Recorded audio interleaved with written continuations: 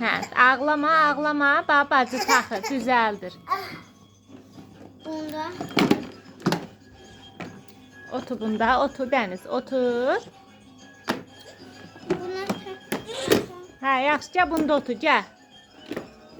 Eləmə, eləmə. Dağıtma.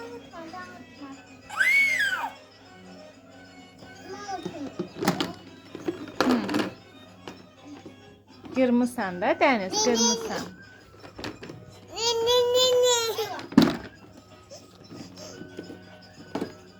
Hə, bunu çıxardaq buradan, yaxşı. Çıxardaqca yaxşı.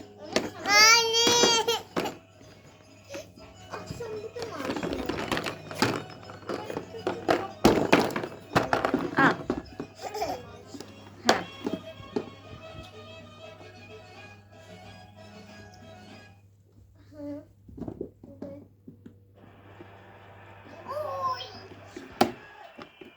Bunu da belə qoyaq, yaxşı. Hı.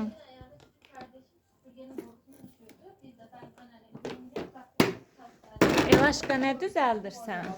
Bir də yekə mantin. Mantin? Hə. O nədir? Ben çünkü o uzun olsun. Mantin uzundur. Ama düzeltebilemiyorum. Kuru koyun.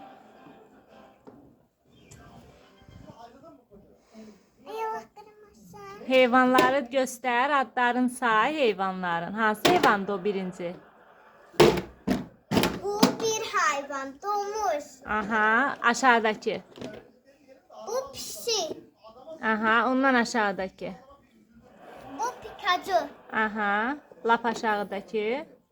Bu da ayı. Aha, başqa oyuncağın yoxdur sənin? Var, burada düzeldirəm. Bu koyun saya. Eləmə Dəniz. Yox, olmaz Dəniz. Kırıldı. Mantin kırıldı. Şimdi arkadaşlar size göstereceğim mantinler düzelir hayvanlar. Hayvan mantinler. Hı.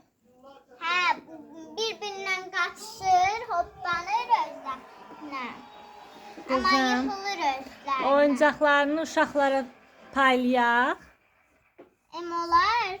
Bu nədir bəs? Burada da nəsə var. Bunu da qoy. Vay canına, burada nə qədərdir. Bir də bunu mən sevirəm. Bax bunu. Yaxşı. Ay, bu nədir? Banan. Heç sevmirsən sən bunu. Bu bananı heç sevmirsən. Anne onu takip sevirəm ta. 2 gündən oynayıram onunla. Ay, yıxılmış. Sonra, burada sonra nə var? Wow. Sonra. Bu da sən qazanmışdın parkda. Kazanmıştım. Bu nədir? Stitch. Bunu da vay pisdir. Vay, bu da kim alıb sənə? Bunu dayı alıb sənə. Benim bədəldəki atdayım. Hə. Bu da fildir. Bu mənə Bunlar lazım. nədir? Bu mənə lazımdır bu. Aa, bu nədir?